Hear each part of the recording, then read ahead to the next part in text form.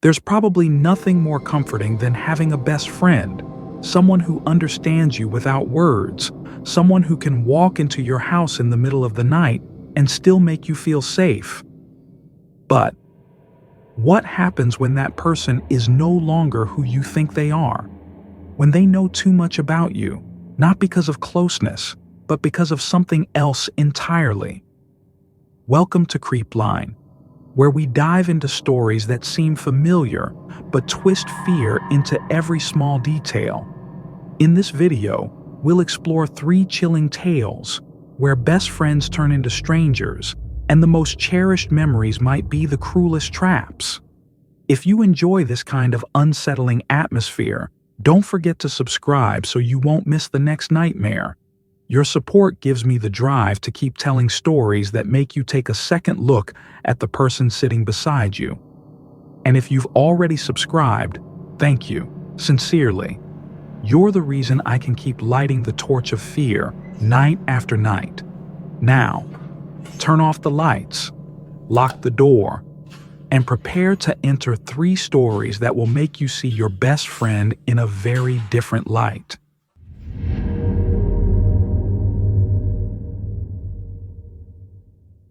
Emily always believed that a best friend was someone you could hand your house key to, someone who could walk into your room at midnight just to grab chocolate from the fridge, and you'd still feel safe. To her, that person was Tara. They met during their freshman year of college, 2 strangers lost in a vast crowd. Emily was shy, often hiding behind her notebook and headphones. Tara, on the other hand, was lively, talkative, bursting with energy, as if she could light up the entire lecture hall with just a smirk. And somehow, the 2 stuck together like opposites drawn by invisible forces. 3 years passed, and they were nearly inseparable, eating together, studying together, and grocery shopping together. Emily had never thought she needed privacy until one October night when the strange things began. That night, Emily received a message from the building manager about a string of minor thefts around the dorms. Nothing major, just a few pairs of shoes, an old laptop, random items. But the unease pushed her to borrow a mini camera from a classmate, the kind you could place on a bookshelf, connected to your phone for live viewing. Just for peace of mind, she told herself. She aimed the camera toward the corner of her bed, where she usually slept. Nothing happened the first night. On the second, the screen flickered. Just car lights passing outside. But on the third night, she saw Tara. Tara was standing by her bed at 3:12 a.m., not moving, not speaking, just standing there, silent as a statue. Emily shot upright, heart pounding. She looked around. No one was in the room. She texted Tara, only to get back a goofy smiley sticker in response. The next evening, she reviewed the footage again. Tara had appeared earlier, at 2:57 a.m. She walked in from the hallway, opened Emily's door without a sound. And what made Emily's skin crawl? Tara didn't look at her. She looked straight at the camera. That looks wasn't from a friend. Emily couldn't take her eyes off her phone all morning. The clip kept playing in her mind on repeat. Tara opening the door without even touching the handle, walking over to the bed and staring directly into the camera. No blinking, no hesitation. That look almost felt deliberate. She tried to rationalize it. Maybe Tara was sleepwalking. Maybe it was a prank. But both theories unraveled quickly when Emily noticed something else. Her phone had changed positions by morning. She always left it on the desk next to the window. But today, it was at the foot of her bed. Emily was certain she hadn't touched it during the night. Then, she opened the photo album and her heart dropped. There were 3 new pictures, all from the same angle. Emily's face while she slept, her hair messy, lips slightly parted, a cold bead of sweat still on her forehead. time-stamped, around 3:15 a.m., just minutes after Tara had left the camera's field of view. Emily felt sick. She clutched her phone, hands trembling, swiping through each photo as if touching the very memory of being violated. She hadn't logged into the night cam app, hadn't turned on the camera, hadn't even held her phone. When she confronted Tara that afternoon, her friend's reaction chilled her to the bone. "Photos?" Tara laughed. "You've been dreaming too much, Emily." "Don't joke, I'm serious." "So am I." Tara stared at her for a long moment. "I didn't take them, but if someone did, it's probably because they wanted to keep you. Forever." Emily froze. That wasn't the kind of joke Tara made. That tone, it was a warning or a threat. That night, Emily locked her door tight, pushed her desk up against it. She checked the camera settings before bed, making sure everything was secure. But her mind kept spinning. Tara was her best friend. She knew every scar, every breakup, every heartbreak Tara had ever gone through. But she realized something she'd never questioned before. Tara had never invited her into her room, never mentioned her family, and not once ever talked about her life before they met. Emily started to wonder, had she ever truly known who Tara was? Emily no longer slept peacefully. Every noise at night, the wind howling through the window, the pipes expanding, startled her awake. But the worst fear didn't come from outside. It came from across the hallway, from Tara's room, where she was either sleeping or pretending to. Emily knew she needed proof. The mini camera only covered part of the room. She began setting up more devices, hid an old phone behind the bookshelf, placed a webcam in the ceiling corner, and installed a motion tracking app. And she reached out to Ryan, a classmate in engineering, who once recovered data after a virus wiped a hard drive. "I need you to check this old memory card. There's a clip that's missing, deleted or overwritten, but I believe something's on it." 3 days later, Ryan sent the file back. A short video, just over 2 minutes long, is not in the default storage directory. Emily opened it in an empty study room. The screen was pitch black at first, then slowly lit up. The image was blurry, but the audio was clear. The sound of a door opening, bare feet stepping slowly across wooden floors, and breathing. Not Tara's voice, not normal breathing, but deeper, like it came from a throat unaccustomed to speaking. Suddenly, Tara's face appeared on screen, very close, tilted as if examining the lens. Her eyes were expressionless. Her lips moved slightly, and then her voice, whispering, but as clear as if it echoed inside Emily's head. "This one's good. It keeps her point of view." Emily stopped breathing. "Just like when we were little." Tara continued on the video. "We used to do this too. Set up cameras to watch them sleep until they started dreaming about us. I still keep a few clips. Want to see them?" The screen went dark. Emily jumped from her chair. There was no more doubt. This wasn't a quirky friend or a sleepwalker. Tara had been filming her, and not just once. She ran back to the dorm, heart pounding. But when she arrived, Tara's room was empty. No suitcase, no shoes, no trace of anyone having lived there. The door was ajar.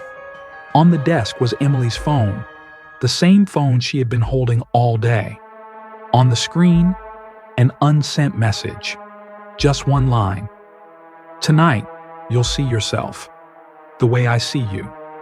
And below it, the record button is blinking. It had been live since 3:12 a.m. the night before. Emily moved out later that same week. No one asked too many questions. She gave the excuse of being bothered by her roommate, and the dorm administration approved her transfer to a new housing unit near the library.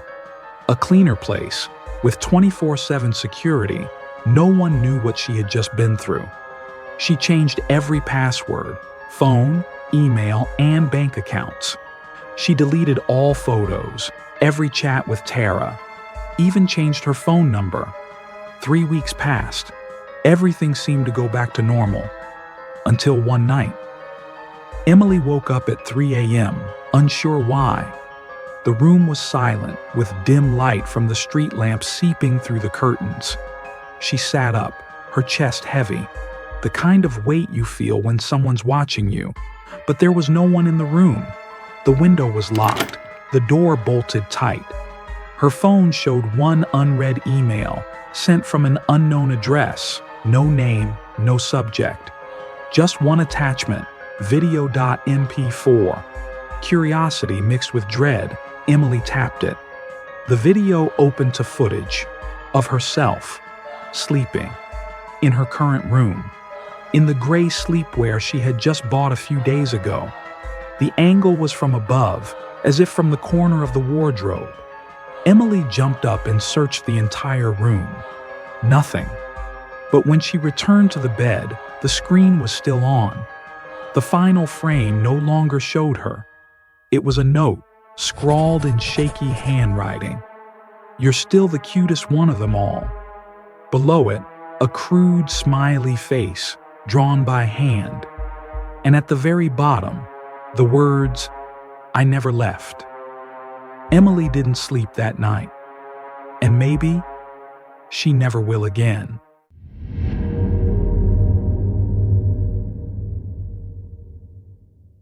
Noah shared a 2-bedroom apartment downtown with his best friend, Jake, the kind of neighborhood where autumn nights were always cold and suspiciously quiet.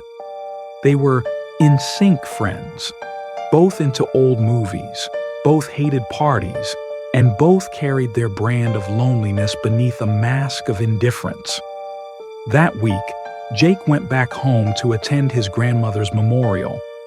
"Just 3 days," he texted. "Don't forget to lock the door, and don't finish my cookies." Noah laughed, waved Jake off at the door. The apartment turned eerily quiet, and Noah felt a strange sense of relief at having the space to himself. He enjoyed it until the third night. Near midnight, while Noah was working, the door opened. No knock, no warning, just the sound of a key turning, the hinges creaking. Jake stepped in. "Back early?" Noah asked, a bit surprised. "I thought you were coming Sunday." Jake just nodded, said nothing. He wore an old hoodie, a cap pulled low over his face, dropped his backpack on the chair and walked straight into his room without looking back. Noah felt something was off, but figured Jake must be tired from the long trip. He didn't press it. But from that night on, things started to feel wrong. Jake didn't use his phone. When Noah asked, he said it was lost, but didn't ask to borrow one or try to track it. He didn't play music, didn't game, didn't make coffee like usual. He just sat in the living room every night, eyes fixed on the blank TV screen, as if watching something no one else could see. On Wednesday night, Noah woke up thirsty and quietly walked to the kitchen, only to find Jake standing there in the living room, facing the wall, not moving, not blinking.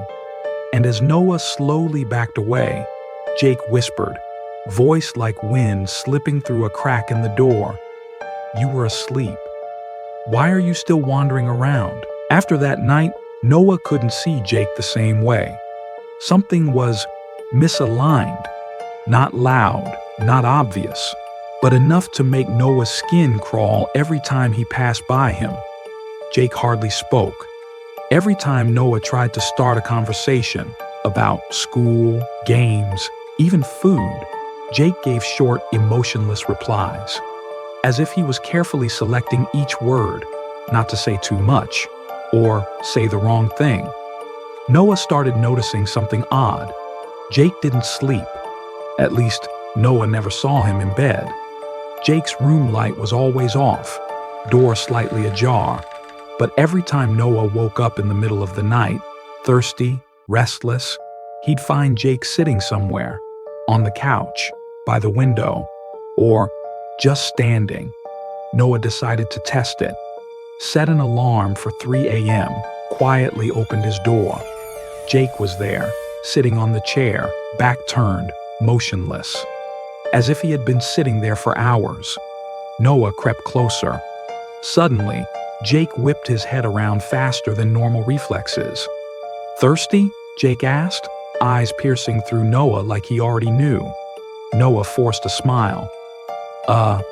You're not sleeping?" Jake replied slowly. "I don't need to."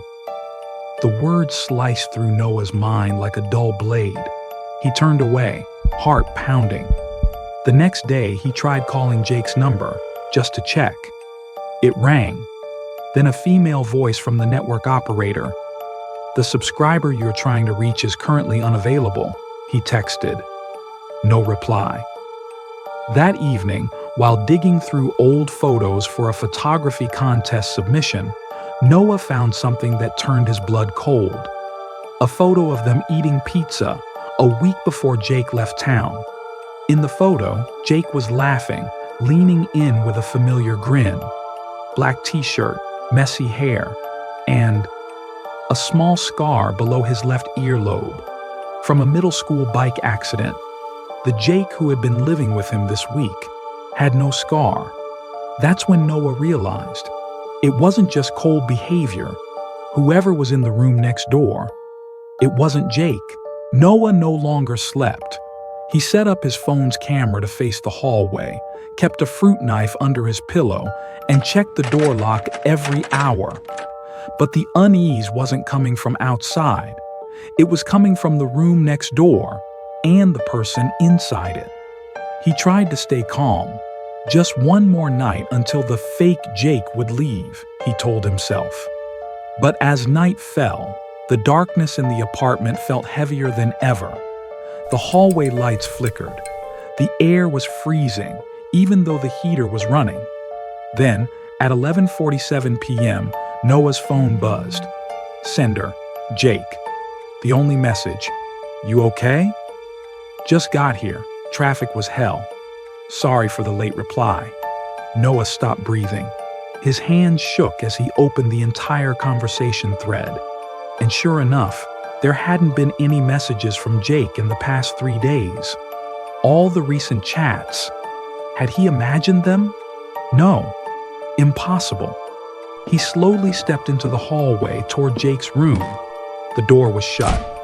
Noah raised his hand to knock, but stopped. There was a sound inside, not footsteps. It was breathing, heavy, rough, prolonged, as if coming from a throat that had never learned how to be human. He turned to run. The door burst open. The Jake stood there, wearing a distorted smile, twisted and broken, his lips twitching as if relearning how to make expressions. "Noah," the voice rasped, uneven. "I'm back. Aren't you happy?" Noah backed away. "Who are you?" The figure tilted its head. "You've forgotten me? We've been together all week." As Noah backed up against the far end of the hallway, it stepped closer, then paused, leaned in near his ear and whispered, "I studied everything." His voice, his walk, his smile. "There's just one thing I couldn't get right." Noah froze. What thing?" It whispered, "I don't know when to stop." The apartment went black, power out, and all Noah could hear was breathing, right behind him. When power was restored, police found Noah in his bedroom, still gripping a small knife, face pale, eyes wide and vacant. There were no signs of struggle. No one else is in the apartment. Nothing stolen.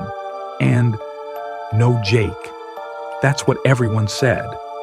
Hallway cameras showed Jake leaving the building the previous Tuesday and never returning. The bus driver confirmed Jake had gone home and stayed there with his parents the entire week.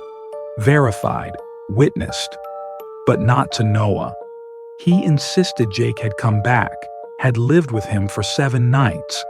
He described everything in detail, The hours spent sitting silently, the way he whispered in the dark, the unblinking eyes, and worst of all, that smile that never looked human. Doctors diagnosed him with temporary hallucinations due to stress.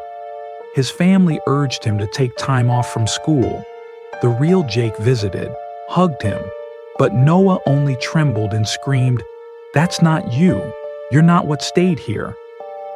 Eventually, Noah left the city, moved to a different place, didn't share his new address with anyone.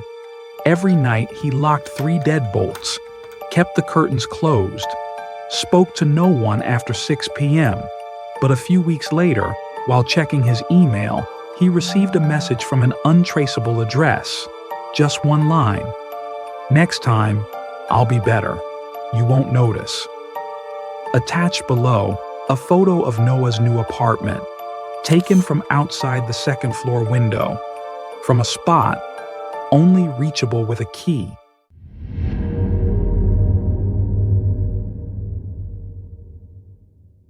There are some friends you reconnect with after years, and just one look, one smile, brings back that warm familiarity. Rachel wasn't one of those people. Julia ran into her after nearly a decade at an art exhibit in a small gallery in San Francisco's Soma district. In the noisy crowd, Rachel appeared as if she'd always been standing there, waiting. "Julia Whitmore?" The voice came from right behind her. Julia turned and saw a pair of hazy brown eyes, slightly tangled brown hair, and a strange smile. Not wide, not eager, but as if Rachel was seeing something beyond just a person. "It's me, Rachel, 8th grade, class 8B, Ms. Lambert." Julia nodded, though her mind was blank. She remembered Rachel only vaguely. A quiet girl who sat at the back of the class. No friends, no extracurriculars, nearly invisible. But Rachel remembered everything, and she didn't hesitate to show it. "You used to bring peanut butter and banana sandwiches, right?" Rachel smiled.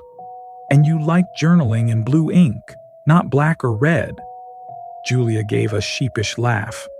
"How do you even remember that?" "Because I sat behind you the whole year," Rachel said simply. A straightforward answer, but something in her tone made Julia feel exposed. From that day, Rachel started showing up more, like an uninvited habit. Texting, inviting for coffee, dropping by Julia's office with the excuse of being nearby. And every time they talked, Rachel knew something else about Julia that she didn't remember ever revealing. "You still have that gray stuffed bear, the one you named Mr. Ash, don't you?" Julia froze. Mr. Ash was in her closet, locked away. No one had ever seen it. "We used to share everything." Rachel smiled again, her voice drifting like an old poem. Julia forced another laugh, but inside, she knew one thing clearly. They were never close. Rachel had been watching her for a long time. At first, Julia tried to convince herself that Rachel was just an overly enthusiastic old friend. Maybe she had a photographic memory. Maybe the coincidences were real. Until Rachel started talking about things that hadn't even happened yet. "You're planning to move into that apartment complex near Mission Park, right?" Rachel asked one day while they had coffee. Julia froze. She had just signed that lease the day before, via email. No one knew. No friends. No social media posts. She hadn't even told her mother. "Where did you read that?" Julia asked. Rachel smiled softly, like a breeze brushing by. "I just guessed. I understand how you think." The next day, Julia received a package at her office. A picture frame with a hand-drawn sketch of Mission Park from the exact angle of her new apartment. No sender, no return address. And what chilled Julia most? The back of the sketch was signed R.W., Rachel Whitmore. She confronted Rachel the very next day. "Why did you send me that?" Julia asked, keeping her voice calm. Rachel didn't deny it. She only tilted her head, eyes gleaming like knives beneath water. Because I knew you'd need it. Sometimes, people only feel comforted when someone understands them so deeply. They don't have to say a word. That sentence, more than the act itself, made Julia feel suffocated. Rachel didn't just guess her habits, she predicted her actions. She knew things Julia hadn't even fully decided. Everything escalated quickly. One night, while Julia was watching an old noir film on Netflix, 1950s style, a genre she'd never told anyone she liked, Rachel texted her, "The next scene is the best. Watch the guy in the trench coat." Julia froze. No cameras in the apartment. No one else is around. But Rachel was watching? Julia locked every account, blocked Rachel's number, cut contact entirely. But the next day, on her desk, was a handwritten note. "You look tired. I'm still here if you need someone to talk to." The handwriting was in soft blue ink, curving in that now familiar style. Rachel, as always. No phone needed to talk. Julia never returned to the office. She requested to work remotely, citing health reasons. In truth, she didn't dare step outside her apartment anymore, didn't dare reveal her location, didn't dare live like a normal person. Every footstep, every glance from a stranger on the street could be Rachel, or something, wearing her face. One night, Julia decided to dig into the past. She called her old middle school, asking for Rachel Whitmore's records, claiming she wanted to reconnect with an old friend. The woman in charge of records hesitated, then fell silent for a long time. "Rachel Whitmore?" The voice finally came, soft and cautious. "I remember that girl, but are you sure that was your friend's name?" "I'm sure," Julia confirmed.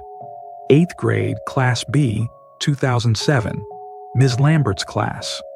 Another pause. "She passed away," the woman said slowly. "Suicide. In the school restroom at the end of the semester.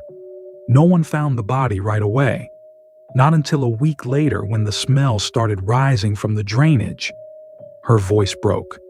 Julia dropped the phone, ice flooding her veins. Her heart pounded like a war drum. Memories rushed through her head. Rachel's eyes, her words, "I never forget anything," the gifts, the drawing. She rushed to the bookshelf, searched for the package with the Mission Park sketch, flipped it over. No more inked initials RW like before. Just a single message, etched deep like claw marks in pencil. "If I'm not Rachel, then who am I?" Her laptop screen lit up, though she hadn't touched it. A new email, no sender name, no address. Subject, "Don't leave." Inside was one attachment, video.mp4. Julia opened it. The clip began, filmed from outside her bedroom window. The image was blurry, shaky, handheld, but clear enough to show her sitting on the bed, laptop on her lap, eyes wide in shock. And then, Rachel's voice. "You're planning to leave the city, aren't you? I get it. But Julia, I've been with you before you even had a name. And I'll be the last one to speak to you, even after everyone else forgets who you are." Julia left the city the very next morning. She packed nothing but her wallet, documents, and phone, deleted every social media account, changed email addresses repeatedly. She started over in a small seaside town up north, where the waves roared louder than people, and no one knew her name. For a while, Julia was safe. No strange letters, no anonymous emails, no one who knew her too well. Until one night, 3:03 a.m. Her phone rang, a video call. No name, no number. Julia didn't plan to answer, but her trembling finger accidentally slid over the accept button. The screen lit up. No one on the other end. Just herself, sleeping, in her current room, wearing the new pajamas she'd bought 3 days ago. tags still attached. The angle was from above, as if from inside her closet, but Julia was sure. She hadn't installed a camera. She hung up, threw the phone across the room. Shaking, she searched every inch of the place. Nothing. No one. Closet empty. Curtains shut tight. She returned to her phone. The screen hadn't gone dark.